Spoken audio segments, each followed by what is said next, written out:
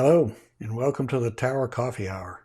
I'm your host, Ty Tyree, and today we're going to be looking at the Mueller Commission, or PIAC, and their meeting on June 13th, 2023. There were three items that we're going to put up separately, so take a look at all three of them.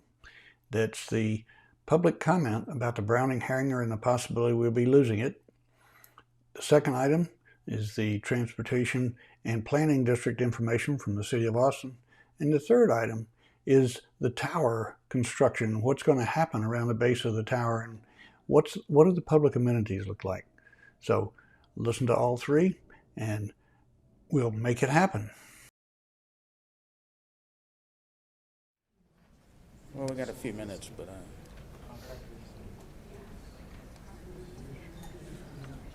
That's probably not worded very well, but I'm not going to change it. no. Oh, I will. I'm going to start in 1 minute. Good evening. This meeting of the Robert Mueller Municipal Airport Plan Implementation Advisory Commission is called to order at 6:02 p.m. on Tuesday, June 13, 2023. We're meeting at Austin Energy headquarters, and present are Commissioners Jones, Kravaniak, Sokolik, Lukey, Nider, Hilliard, Rosinat, and Rudell.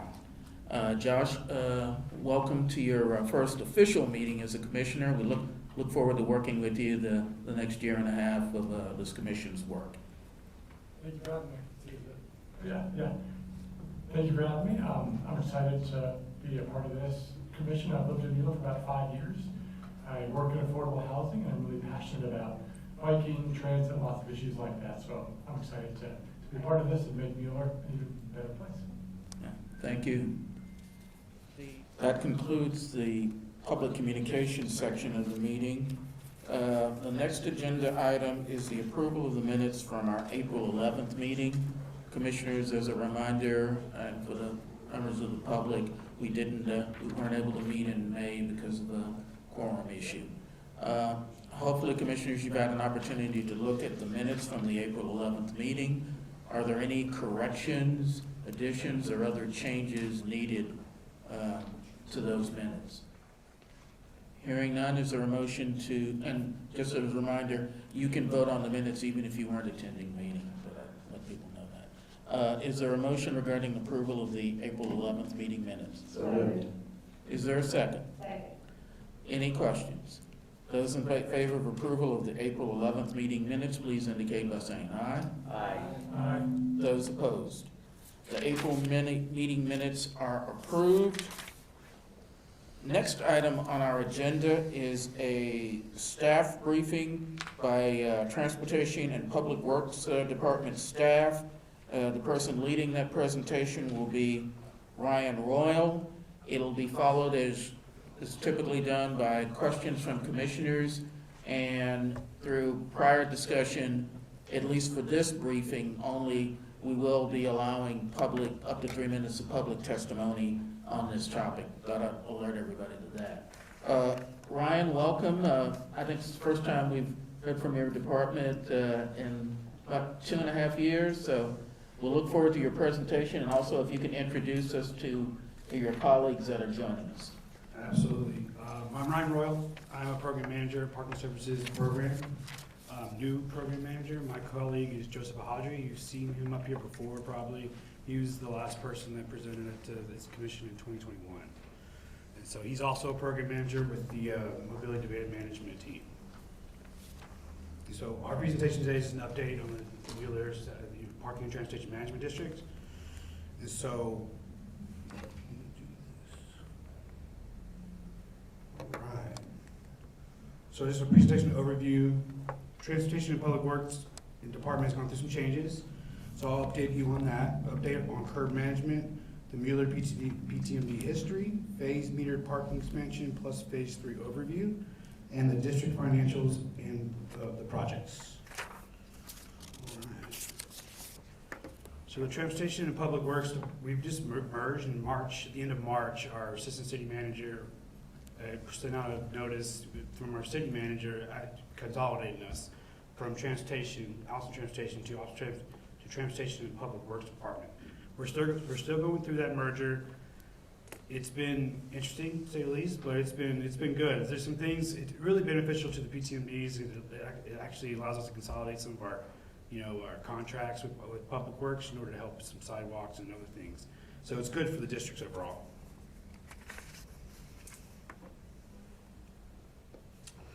All right, curb management policy updates. The notable ones is progressive parking rates. The progressive parking rates changed. We put them into effect in September of 2020 when we converted our pay stations to pay by plate and removed our single space meters. The progressive pricing structure is basically it starts at a base rate, then it goes up every hour for a maximum price of $5 an hour. And the main thing is meant to incentivize turnover in order to help with circling. Parkitect's mobile app incentives. The main ones is when COVID hit in 2020, we put in most of our pay to park areas went to pick up and drop off zones to help with small businesses and business in general. And so in order to when we started going back to normal, we put in an incentive through the app that was 2 validation 50-minute zones codes. It's right there on the side there. Free 1586-1 and free 1586-2. You can put them into the apps. When you start your session, you get 30, you can stack them. So you get 30 minutes for free for a 24-hour period. So basically, you do it, say 3 o'clock. So then you use it 3 o'clock today. You won't be able to use them again until 3 o'clock tomorrow. That's basically how that works. But it really is beneficial. Also, the other incentive with the app is the start-stop function. So if you start your session, you're able to stop it, and when the difference is refunded back to your wallet. We created all digital environments as part of our pay-by-play conversion. In order to remove the single-space meters, we had to come up and create a mobile pay zone, so what we call it. It's an all-digital environment. The main reason for it is because our single-space meters couldn't convert to pay-by-plate, and then they were in spots with 1 or 2, maybe 3 pay-to-park spaces, and it didn't warrant the cost of a multi-space pay station. So that was the incentive behind them. But since then, we've added a new Q2 stadium. We put in a whole digital environment around the new soccer stadium where Austin FC plays. And the reason for that is because of the nature of when their games are. It's really hard to program a pay station that way. So the all digital environment went in. And we've had success with it. And then we also, it's going to be the new SoCo Parking and Transportation Manager, South Congress Parking and Transportation Management District is all going to be all digital as well. And then the hybrid parking solution is a brand new zone that we've piloted. We piloted at the Hill of Life Trailhead out in West Austin. It's a trailhead that goes down to Barton Springs. It's right next to a neighborhood. And so we piloted the hybrid option where it mixed our residential permanent parking and pay to park together. At the time, it was a success overall, but we used a validation method that had we didn't have digital permitting at the time for residential permanent parking, and so it created challenges for us. We tried a validation method that it wasn't quite as successful, but overall we learned a lot from it, and overall the pilot was successful, which is why we're also implementing a new RPP, residential permanent parking and pay-to-park hybrid in the South Congress area as well, outside of South Congress Avenue itself.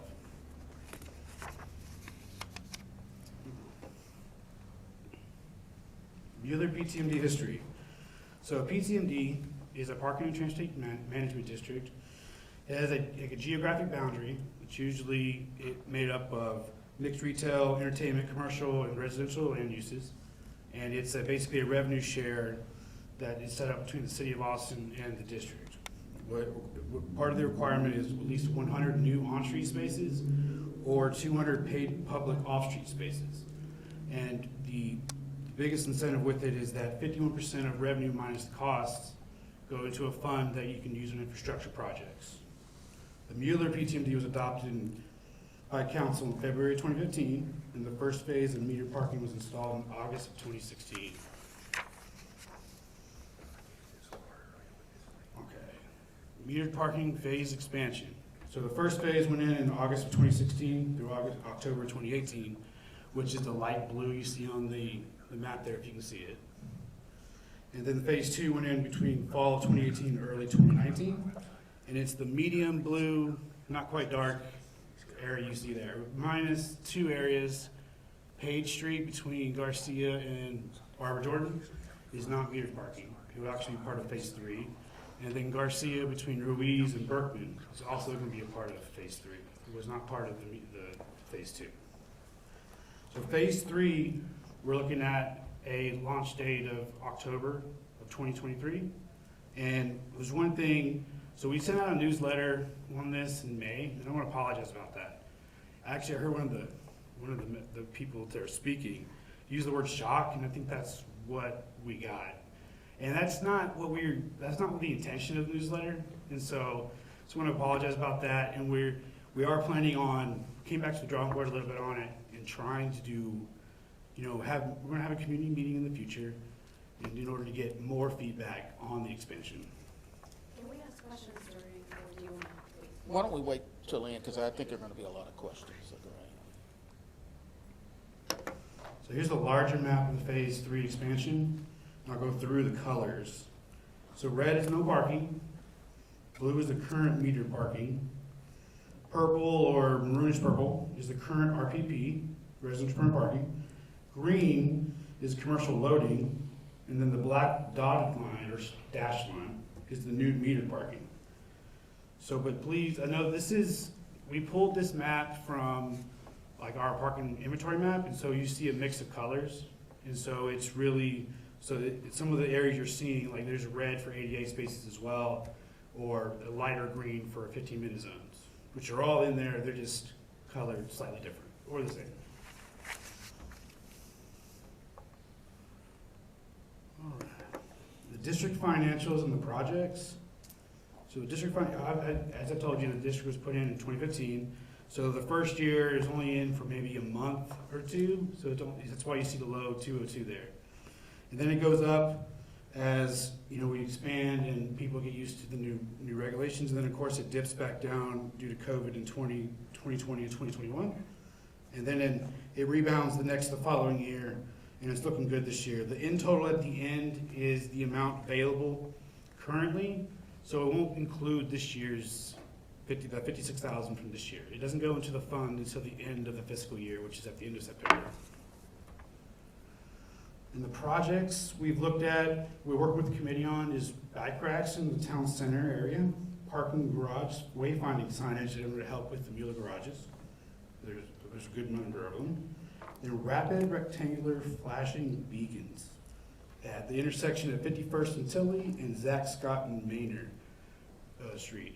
So basically y'all probably know what those intersections look like right now, but basically the only thing that we're adding there is just flashing and then changing the color of the diamond sign with the walking man and the bike on it. So we're going to go to neon yellow, and then there's flashing lights put around them to help motorists identify where they are. And then park improvements is the other one. All right, next steps. In August 2023, we're planning on having a community meeting. That date has not been set yet. And then in September 2023, we plan on coming back to this commission to provide a more comprehensive plan and update after we gain feedback from the community. And then October 2023, we plan on starting the installation of the third phase of meter parking. And that is the update I have for you today. Is there any questions? Commissioners, you have questions? We'll start with Kathy. Thank you for being here. Can you all go back to the map where the next phase is, please? Sorry? That, either of this is fine. So we've had, I think it was you or Joseph, we had a conversation offline, and I'm incredibly angry about this. There's nothing on my street. You didn't say anything about enforcement on Sundays for the farmer's market. I kind of want to know more information, like what's going on, why is there nothing on my street? I have tons of pictures of how people are parking there, either to use the splash pad during the regular week or during the farmer's market. This to me is not adequate to handle what's going on during the farmer's market. And again, the farmer's market's on Sunday, which are y'all gonna do enforcement or no? So for Sunday enforcement, we know it's an issue, but it requires council approval in order for us to enforce on Sunday. So we're still working through that process, and we haven't yet set a date to go to council to get that approved. So that's where we're at with Sunday enforcement. The reason this map does not have RPP hybrid paid park on it. It doesn't expand on RPP that you currently have. The reason for that is because we want to have a community meeting first. RPP hybrid parking is difficult to explain, it's complicated, and we want to have community meetings so people don't feel like we're installing a new zone without their feedback on it regarding RPP in front of their households. And I understand that, but we also need a plan in place. And you're basically telling everyone that goes over there to go park on my street when they come visit, which is fine, it's a public street, I don't mind. However, it's always right in front of my house, in our area, blocking the alleys, blocking the crosswalks. Like, this just is not adequate. And if you're not gonna enforce on Sundays, then we need to have a conversation offline about the farmer's market. So I understand the frustration. So that's why we're planning to come back to this commission in September to give a better, more comprehensive plan after we get community feedback. And then you will see a more comprehensive map. Well, I think you said that installation begins in August? October. October? We're having a community meeting in August, Okay. and then we're gonna come back to this commission in September. And then as of right now, we're planning to start installation of third phase in October. Okay. Thank you. Commissioners, questions, next Corky, and then after that, David. All right, thank you.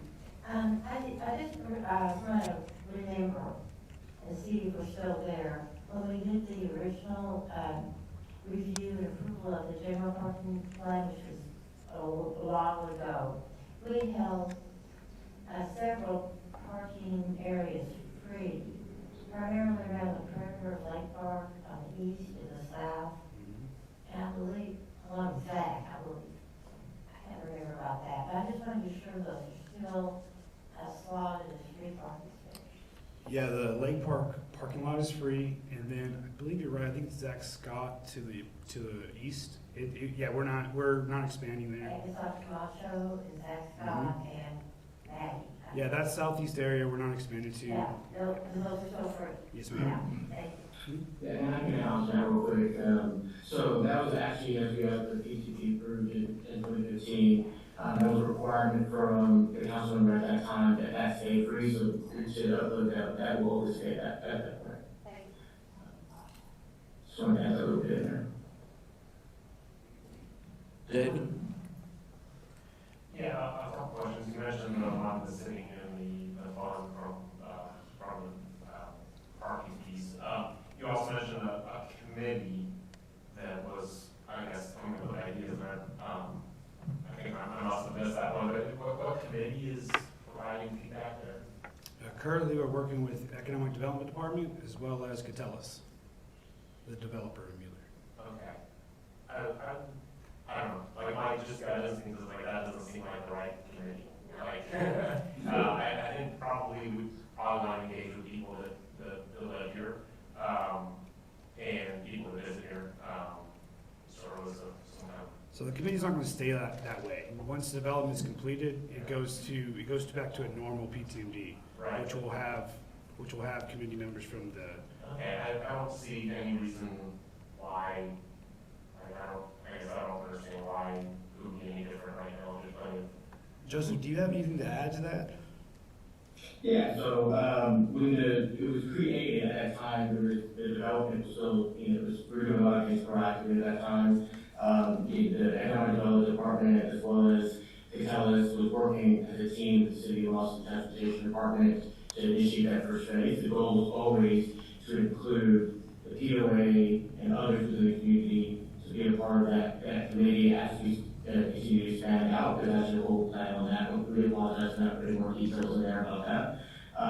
So, like, none of the money currently has been spent. Yes, there's plans to do transportation updates, but as we start to phase out and we get into and having more of the POA members as well as other members of the community are part of that committee, we will start using that as a way to start planning those dollars to actually use in that way. So, it was just a part so that we could get the PCMD going, start creating parking and managing parking as we start to grow the district.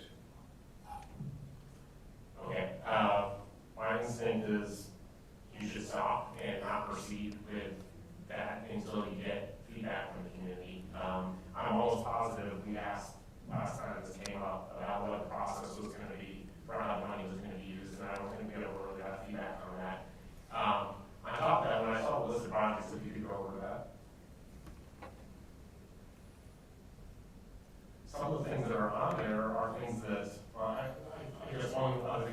highlight is that you have one branch of the city collecting the money, and then if there's, we got the house, or the city as well is providing input on what those projects should be. Yeah, economic development. Yeah, so it's like, it's just the city telling the city where the money should go, and that already happens other ways, you know? So I'm not, I'll just say that it doesn't seem right to me. The other thing I'll say is that the parking garage wayfinding, I know for a fact that, you know, Cattell's hired somebody to do parking garage wayfinding, and there was a plan to go do it. So the idea that the PTMP money isn't going to pay for that, like, why aren't we using project money for that? That doesn't make any sense to me either. So there's a lot of questions right now on this. I'm pretty sure they did, Catellus did do a wayfinding study on that, but I can't remember why, but I don't think it just like it fell apart. They never did it. Well, it was a consultant, right? So the consultant did look together what that looked like. There wasn't money available to actually implement that project. It was forced to tell us how that actually looked. Now, some of that it was not only just the other parts of the city that did it. So some of it has been implemented for those dollars that were actually available to do it. So the plan here is to actually start this process, you know, so that we can actually guide people to these locations using the methods we have. And just to address your question about feedback on the projects, all these projects may have been identified by the current team itself, but we still have to go out to the community, ask and get feedback on what that looks like, even when it comes to the placement of racks. We do that in identify a certain way that we have internally with our transportation department, but we would still go back to the community with surveys to understand and get feedback on what that looks like. So there's still a process in place to be able to gather feedback from the community.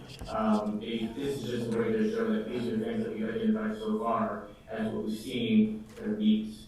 And so as we work through that project process to request, and as we move on to the community, we'll have the same process as, you know, if you're part of the oversight committee or you're from the DOA or from the community, we would sit down together, we look at these projects, we still go back up to the mass community and ask about those projects that we're talking together in the room. Josh, you have a question? Yeah, couple of questions. One is to Commissioner Soko's point, the amount of cars parking in crosswalks there, we walk there all the time, and I'm curious, I know there's kind of parking enforcement for the meter parking. What about just general enforcement for someone blocking a crosswalk? Does that have to have an ATD person doing that? And is there just some way to get, the amount of people circling that are getting frustrated, you've seen people go 40 or maybe 50 miles an hour being so frustrated trying to find parking that I would love for there to be just a police officer there, or just some enforcement in general, because it does feel unsafe for pedestrians sometimes trying to get around and be there with the amount of cars circling trying to find places. So that's my first question. If you can answer that, okay. Yeah, absolutely. So you talking about Sundays? Sundays, it's really farmers market, which I'm a big fan of farmers market. It's just that you have so many people there, and a lot of people walk there, but it just becomes somewhat of an unsafe pedestrian environment with the amount of cars circling. Yeah, so we don't have Sunday enforcement. So to answer your question, parking enforcement can ticket for blocking the sidewalk. Okay. They can, but we don't enforce on Sundays currently. Okay. And so it would be APD that would be the one enforcing on Sundays. Okay. Yeah, I would definitely like for us to, if possible, move for that, because it's just a matter of time before. I completely agree with you. It's a citywide issue with Sunday enforcement, and so it's an issue that we're doing our best to correct. But it's something that we need to go to council for in order to change our 12-3 ordinances in order to allow for Sunday enforcement. And then other question, for parking, I think about Donald Shoot all the time. And Yeah. how do you make parking work? And I think part of the issues has been is that it's just cheaper to park on the street Yeah. than it is to park in garages. Is there some way to kind of change the economics on a busy day where you're pushing people? It just seems like there's enough parking out around there. People are just saying, I can park for free or cheaper close by. And I would much rather people say, it's really expensive nearby, or I can't park there, and just go to a garage right away. So any type of economics you could change, probably just on Sunday to make those economics push for Absolutely. So yeah, that's very good. So a progressive pricing model does that. It's $39 on the street for 10-hour max. However, we do not have paid parking on Sundays anywhere. Well, there's a few small spaces, but it's again another thing that we have to go to council for in order to change. Right now, our ordinance has kind of restricted us from moving to Sundays, and so that's that. So it gets it. I don't want to guarantee it, but it will get better once we are able to go to council to update our ordinances to allow for paid parking on Sunday and in turn for parking enforcement. So do you need this commission I mean, like, is paid parking or is parking enforcement based on each kind of area, or is it kind of a larger blanket thing then? They have their own beats based on the paid parking itself, but they're currently understaffed, and we also, because of the staffing issues with APD, we also cover the entire city is for parking related issues through our customer service requests through Austin 301. So right now, unfortunately, parking enforcement is overburdened at the moment. However, like our main reason for parking enforcement is for paid parking areas and customer service zones, which very few, if any, are active on Sunday. And so in order to have enforcement on Sunday, we have to go to council to update our ordinances. Thank you. Yeah, thank you. Can I add a couple of things? So one of the things that we can do is once the progressive pricing system is not static, we look at it, and so as we start to learn about occupancy on the street, how it's being used, we can make adjustments to that to increase that, to incentivize the things that we want to do. So that's just one way of doing it. The other aspect for the crosswalk issue, a citation only does so much, totally sends a clear message. It's something that we're trying to do more of. The other aspect is the citation amount. So the citation for doing that is about $30 to $40, I believe. And so we're currently at the time that we're going for change to add Sunday enforcement, is going for citation increases, the fine increases for those as well, so to incentivize people not doing it. Rick, you have a question? I do. So the RRFB that is planned for 51st and Tilly, I'm sure there's been a lot of discussion in the transportation department about that intersection, and with the school opening in August, I don't know how many kids will walk between Miller and Windsor Park to attend the various schools that are just a little bit beyond that intersection. Do school crossing guards work for the transportation department? I'm not sure. Joseph, do you know if that's? Good question. I don't have an answer to be honest with that. I want to say at one point we helped a volunteer program. And I can't remember if we actually own that or not, but we can look into that and get back to you. Because I'm pretty sure they're not, I would have thought they were AISD employees, but my understanding is that they're not. Okay. And so I don't know if that's being looked at. I don't know what the situation is going to be. It's a total unknown at this point about the traffic that might happen at that intersection. So I think you just need to be aware that things are coming and soon. And I don't know that an RRFB is the best. It's not what I think I would have advocated for, but we'll see how it works. Thank you. Absolutely. So our RFPs are really with our traffic engineering division, and so they best know exactly. I would say I'm up here just presenting what they want to use PTM dollars for in order to help fund a safety measure around the new school. But I'm hopeful that they'll reach out to cross. Hopefully they can get crossing guards in. That seems silly to me, right? Yeah. Yeah. So. I'm not quite done either. I want to follow up on some of the prior conversation about towing and things like that, which it does send a really good message. Is that something that can be? I don't have the ATX parking app. Is that something that could be notified parking? Towing will be enforced. Those kinds of things. Can that be incorporated into the app to let people know that those sorts of things that might be possible when they park? So the app is for on-street parking, pay to park. We don't tow for pay to park areas. We only tow for safety issues, like for fire hydrant blocking and crosswalks. So. It wouldn't hurt to throw it in there. Yeah. There is messaging in it that says, make Yes. sure you're watching the signs and things like that. That's pretty general, but I see it. Yeah. Martin next, and then Kathy. Martin? Thank you. I just wanted to reiterate what Rick was talking about regarding the 51st Street Tilly intersection. We both live in Windsor Park, and we have a lot of kids that are going to be crossing that particular street, and we see that as the most dangerous crossing that there is in our neighborhood, bar none. And so we're very, very worried about that particular spot. So when we see it listed up here, and we know it's June, and it's going to start in August, that is not a long time to get that done.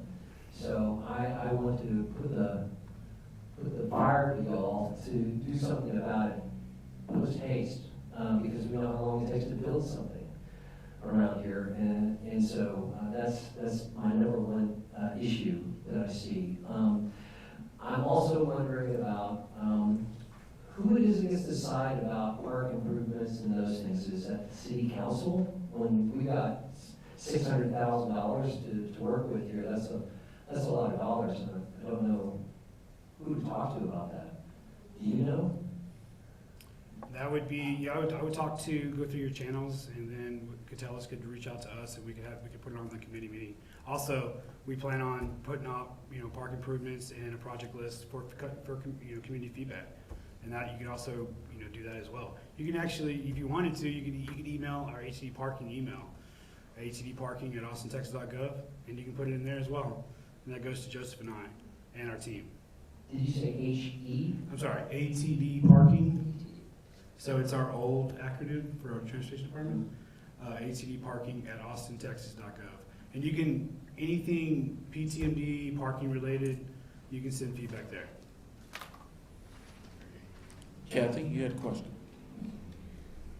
I feel like we're being a little bit of a broken record here, and I apologize. I'm just very angry. I cannot get to my house or from my house on Sundays. This entire plan to me is garbage if it's not enforced on Sundays. It really is. I just cannot make that more clear. It is dangerous. One day I tried to get home after a meeting and I was in tears because people were everywhere. I couldn't get to my house. It was blocked. And there's nowhere to park anywhere. I would have to park in another part of the neighborhood to get home and then walk and hope nobody runs me over getting to my house. And then these projects identified for our funds, I would really like to see park improvements removed, because if we're using this money to improve our parks, that then the POA is going to have to maintain, that needs to have a bigger conversation. Yes, Jill, you had a clarification. Yeah, thank you. Can you all hear me okay? Okay. So, sorry, everyone. Jill Fay in Economic Development Department, and excuse me, Joseph and Ryan, for jumping in on this one. We've been working on parking for a long time here at Mueller, and I think that some of these projects that are on the list of projects to be identified were projects that had been talked about when we worked on the application, and when we worked on, like if you go back to the application and we go back to the presentations that were done here at commission and before the PTND went to council, the idea behind park improvements was that potentially there could be some revenue from the PTND that would potentially go to help offset some of the costs to the POA for some of the improvements that the POA is doing already on our own. And so that, by any stretch of the imagination, was not like a done deal. That is not set in stone, but that had been something that came from this body. But again, that was like 7, 8+ years ago. Yes. And so conditions have changed. Like some of these items have been sort of on the list for quite some time. The one item that is new are these new flashing beacons that, yes, a sister department of the city has come forward and requested for there to be PTND funds to put these in prior to the school opening. So, but today's point, and others on the commission as well, this PTMD committee, that was in the application, it was in the presentations, and this was supposed to be a very brief update tonight, but I know that Joseph and Ryan are committed to coming back into September to do a longer update. And we can also go back to some of the history and talk about the committee and sort of you know, what we've been doing in the meanwhile since then. And to echo the point too that transportation staff made, none of the funds have been spent. They're all sitting there in the pool. And the idea was to come up with a process to gather community input before they're expended. Thank you for that clarification, and obviously, the use of the funds is one that merits discussion. There have been a lot of good suggestions and just need to be fleshed out. Commissioners, any other questions? Yes, Dave? Yeah, I'll just kind of hop on what I heard from Jill, you know, if the plan is to, if these are just draft ideas or something, and there is a plan to actually come back to the community, not just this community, but the stakeholders for Mueller, you know, I'm fine with that, but if it's the city and the PIAC deciding without really a proper public input process, then I would just say, just hold off and wait till that. I guess I'm confused. I mean, I assume that there's already a process and now some sort of process document that outlines how it's supposed to work. Is that? Joseph's better at answering this. Yes, you know, we have a process in place. When we first started doing ECMGs, there was legal challenges on what that money could be used on. We were able to, you know, get through that process and sort of kind of change how we would do, you know, how we would actually that process. So there typically, and each ECMG has a little bit different, and so, I mean, Mueller was, you know, a little bit different at the very beginning. So like in ESOS and PCG, there's, you know, a specific process that we put in place, you know, it explains that each organization, if they propose a project, have to go back to, you know, and show proof that they have vetted that through their organization, through the constituents. And then they bring it to us, and then we have a larger discussion. And additionally, just, you know, as COVID has really wrecked a lot of people's lives and work that went on, prior to that, we were planning on hiring someone specific that was going to be working on the PCMD districts and working on the process to be able to make it consistent of how we do this. That person now is finally been hired after waiting for, you know, COVID to end and getting funds back to do it. And so they will start next week, and the focus is having a platform to be able to gather feedback. If, you know, people can go on and put points on there, and we get feedback that way. So there's going to be a process for that we have to fiscally plan each year. So we'll have a process to be at a certain time each year, plan for the next fiscal year, and so on. We'll continue to do that once we get into a good cadence. Thank you. Commissioners, other questions? I do have one kind of technical question related to the use of funds. You referred to a fiscal year, and I know the state has a fiscal year that's, I think it's September to August. The feds have one that's October to September. What fiscal year does the city use? It's October 1 to September 30th. Okay, same as federal. All right, that might be important at some point. Commissioners, if there are no other questions, I want to thank Ryan and Joseph. Thank you for joining us remotely, and good to see you again. And we look forward to your August community meeting and the next presentation in September. Yes, sir. Thank you. Commissioners, you know that we normally don't have per city policy public testimony on staff briefings, but because of a prior commitment to members of the public, we are going to take up to 3 minutes per person of public testimony on this topic. Is there anyone signed up? No one signed up for public testimony?